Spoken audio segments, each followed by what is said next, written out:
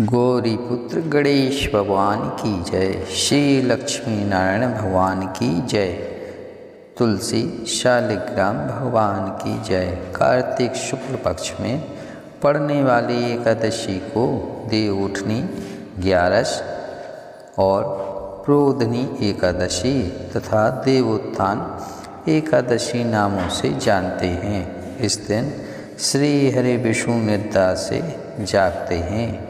देवउठनी एकादशी माँ लक्ष्मी और श्री हरि विष्णु को प्रसन्न करने के लिए श्रेष्ठ दिन माना जाता है। देवउठनी ग्यारस की व्रत पूजा पाठ करने तथा कथा सुनने से सभी पापों से मुक्ति मिलती है। देवउठनी एकादशी को रात्रि जागरण तथा पूजा करने तथा कथा सुनने से 10 पीढ़ियाँ विष्णु लोक में स्थान पाती हैं। देवउठनी ग्यारस की दुर्लभ और पुराणिक कथा को बड़े ही श्रद्धा भाव से सुने। एक राजा के राज्य में सभी लोग एकादशी का व्रत रखते थे। प्रजा तथा नौकर चाकरों से लेकर पशुओं तक को एकादशी के दिन अन्न नहीं दिया जाता था। एक दिन किसी दूसरे राज्य का एक व्यक्ति राजा के पास आकर बोला, महाराज कृपया करके मुझे नौकरी पर रख लें। तब राजा ने उसके सामने एक शर्त रखी कि ठीक है रख लेते हैं, किंतु रोज़ तो तुम्हें खाने को सब कुछ मिलेगा पर एकादशी को अन्न नहीं मिलेगा। उस व्यक्ति ने उस समय हाँ कर ली, पर एकादशी के दिन जब उसे फलाहार का सामान दिया गया तो वह राजा के सामने जाकर गिड़गिड़ाने लगा, महाराज इससे मेरा पेट नहीं भरेगा, मैं भूखा ही मर जाऊंगा, मुझे अन्न दे दो। राजा ने उस शर्त की बात याद दिलाई, पर वह अन्न छोड़ने को राजी नहीं हुआ। तब राजा ने उसे आटा, दाल, चावल आदि दिए। वह नित्य की तरह नदी पर पहुंचा और स्नान कर भोजन पकाने लगा। जब भोजन बन गया तो वह भगवान को बुलाने लगा, आओ भगवान भोजन तैयार है। उसके बुलाने पर पीताम्बर धारण किए भगवान चतुर्भुज रूप में आ पहुँचे तथा प्रेम से उसके साथ भोजन करने लगे। भोजन करके भगवान अंतर्ध्यान हो गए तथा वह अपने काम पर चला गया। 15 दिन बाद अगली एकादशी को वह राजा से कहने लगा कि महाराज मुझे दुगना सामान दीजिए। उस दिन तो मैं भूखा ही रह गया। राजा ने कारण पूछा तो उसने बताया कि हमारे साथ भगवान भी खाते हैं, इसलिए हम दोनों के लिए ये सामान पूरा नहीं होता। यह सुनकर राजा को बड़ा आश्चर्य हुआ। वह बोला, मैं नहीं मान सकता कि भगवान तुम्हारे साथ खाते हैं। मैं तो इतना व्रत रखता हूँ, पूजा करता हूँ, पर भगवान ने मुझे कभी दर्शन नहीं दिए। राजा की बात सुनकर वह बोला, महाराज यदि विश्वास ना हो तो साथ चलकर देख लें। राजा एक पेड़ के पीछे छिपकर बैठ गया। उस व्यक्ति ने भोजन बनाया तब भगवान को शाम तक पुकारता रहा, परंतु भगवान ना आए। अंत में उसने कहा, हे भगवान यदि आप नहीं आए तो मैं नदी में कूदकर प्राण त्याग दूंगा। लेकिन भगवान नहीं आए। तब वह प्राण त्यागने के उद्देश्य से नदी की तरफ बढ़ा। प्राण त्यागने का उसका दृढ़ इरादा जान शीघ्र ही भगवान ने प्रकट होकर उसे रोक लिया और साथ बैठकर भोजन करने लगे। खा पी कर वे उसे अपने विमान में बिठाकर अपने धाम ले गए। यह देख राजा ने सोचा कि व्रत उपवास से तब तक कोई फायदा नहीं होता जब तक मन शुद्ध ना हो। इससे राजा को ज्ञान मिला।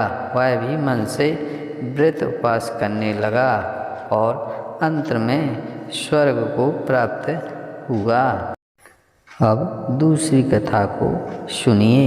एक राजा था, उसके राज्य में प्रजा सुखी थी। एकादशी को कोई भी अन्न नहीं बेचता था, सभी फलाहार करते थे। एक बार भगवान ने राजा की परीक्षा लेनी चाहिए। भगवान ने एक सुंदरी का रूप धारण किया तथा सड़क पर बैठ गए। तभी राजा उधर से निकला और सुंदरी को देख चकित रह गया। उसने पूछा, हे सुंदरी, तुम कौन हो और इस तरह यहाँ क्यों बैठी हो? तब सुंदरी स्त्री बने भगवान बोले, मैं निराश्रिता हूँ, नगर में मेरा कोई जाना पहचाना नहीं है, किससे सहायता मांगूं? राजा उसके रूप पर मोहित हो गया। वह बोला, तुम मेरे महल में चलकर मेरी रानी बनकर रहो। सुंदरी बोली, मैं तुम्हारी बात मानूंगी, पर तुम्हें राज्य का अधिकार मुझे सौंपना होगा। राज्य पर मेरा पूर्ण अधिकार होगा। मैं जो भी बनाऊंगी तुम्हें खाना होगा। राजा उसके रूप पर मोहित था, अतः उसने उसकी सभी शर्तें स्वीकार कर लीं। अगले दिन एकादशी थी। रानी ने हुक्म दिया कि बाजारों में अन्य दिनों की तरह अन्न बेचा जाए। उसने घर में मांस मछली आदि पकवाए तथा परोसकर राजा को खाने के लिए कहा। यह देखकर राजा बोला, रानी, आज एकादशी है, मैं तो केवल फलाहार ही करूँगा। तब रानी ने शर्त की याद दिलाई और बोली, यह तो खाना खाओ, नहीं तो मैं बड़े राजकुमार का सिर काट लूँगी। राजा ने अपनी स्थिति बड़ी रानी से कही तो बड़ी रानी बोली, महाराज, धर्म ना छोड़ें, बड़े राजकुमार का सिर दे दें। पुत्र तो फिर मिल जाएगा पर धर्म नहीं मिलेगा। इसी दौरान बड़ा राजकुमार खेल कर आ गया। माँ की आंखों में आंसू देखकर वह रोने का कारण पूछने लगा तो माँ ने उसे सारी वस्तुस्थिति बता दी। तब वह बोला, मैं सिर देने के लिए तैयार हूँ। पिताजी के धर्म की रक्षा होगी, जरूर होगी। राजा दुखी मन से राजकुमार का सिर देने को तैयार हुआ तो रानी के रूप से भगवान विष्णु ने प्रकट होकर असली बात बताई। राजन, तुम इस कठिन परीक्षा में पास हुए। भगवान ने प्रसन्न मन से राजा से वर मांगने को कहा तो राजा बोला, आपका दिया सब कुछ है, हमारा उद्धार करें। उसी समय वहाँ एक विमान उतरा। राजा ने अपना राज पुत्र को सौंप दिया और विमान में बैठकर परम धाम को चला गया। अब एकादशी की तीसरी कथा सुनिए। शंकासुर नामक राक्षस की है। शंकासुर ने तीनों लोकों में बहुत ही उत्पात मचाया हुआ था। तब सभी देवताओं के आग्रह करने पर भगवान विष्णु ने उस राक्षस से युद्ध किया और यह युद्ध कई वर्षों तक चला। युद्ध में वह असुर मारा गया। इसके बाद भगवान विष्णु विश्राम करने चले गए। कार्तिक शुक्ल एकादशी के दिन भगवान विष्णु की निद्रा टूटी और सभी देवताओं ने भगवान विष्णु की पूजा की। शिव पुराण महापुराण के अनुसार पौराणिक समय में दैत्यों का राजा दंभ हुआ करता था। वह बड़ा विष्णु भक्त था। कई सालों तक उसके यहाँ संतान नहीं होने के कारण उसने शुक्राचार्य को अपनी गुरु बनाकर उनसे श्री कृष्ण मंत्र प्राप्त किया। यह मंत्र प्राप्त करके उसने पुष्कर सरोवर में घोर तपस्या की। भगवान विष्णु उसकी तपस्या से प्रसन्न हुए और उसे संतान प्राप्ति का वरदान दे दिया। भगवान विष्णु के वरदान से राजा दंभ के यहाँ एक पुत्र ने जन्म लिया। इस पुत्र का नाम शंखचूड़ रखा गया।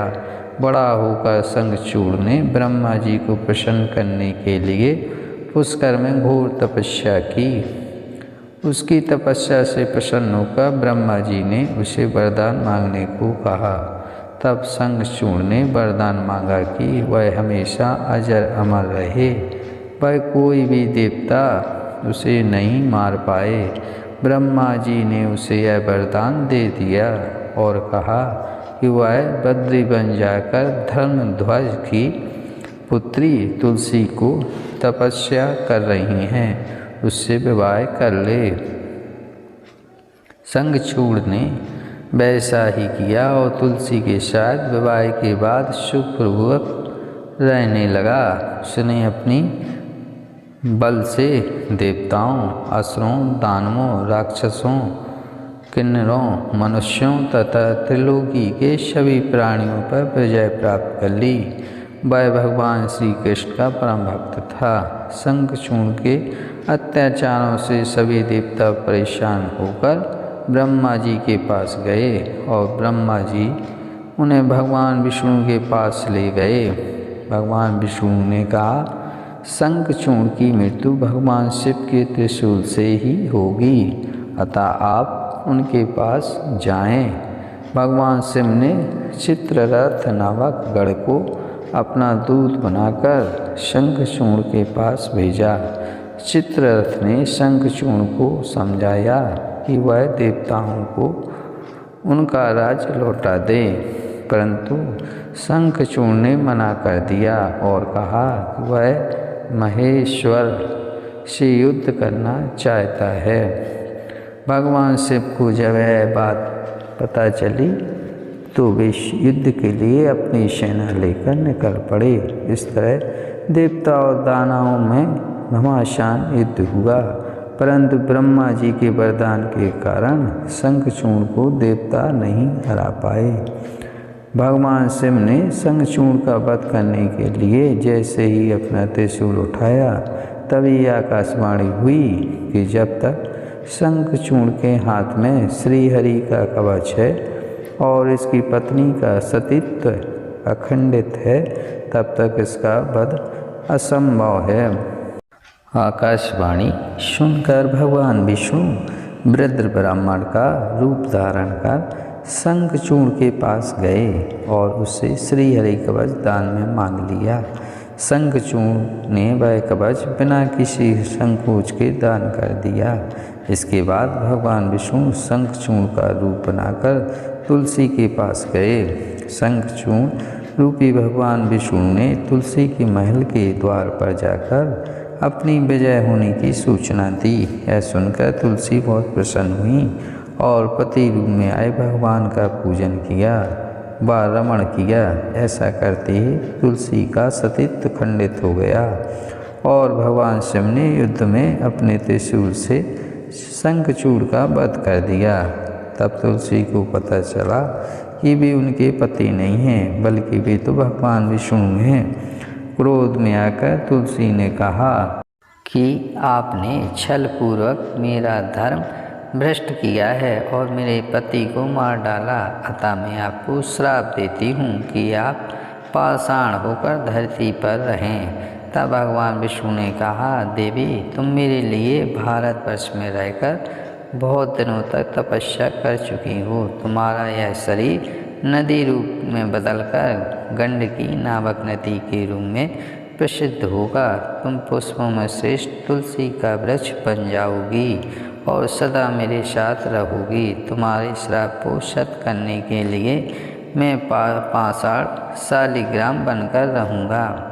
गंडकी नदी के तट पर मेरा वास होगा। देवप्रोदिनी एकादशी के दिन भगवान शालिग्राम और तुलसी का विवाह संपन्न कर मांगलिक कार्यों का प्रारंभ किया जाता है। हिंदू धर्म मान्यता के अनुसार इस दिन तुलसी शालिग्राम विवाह करने से अपार पुण्य प्राप्त होता है।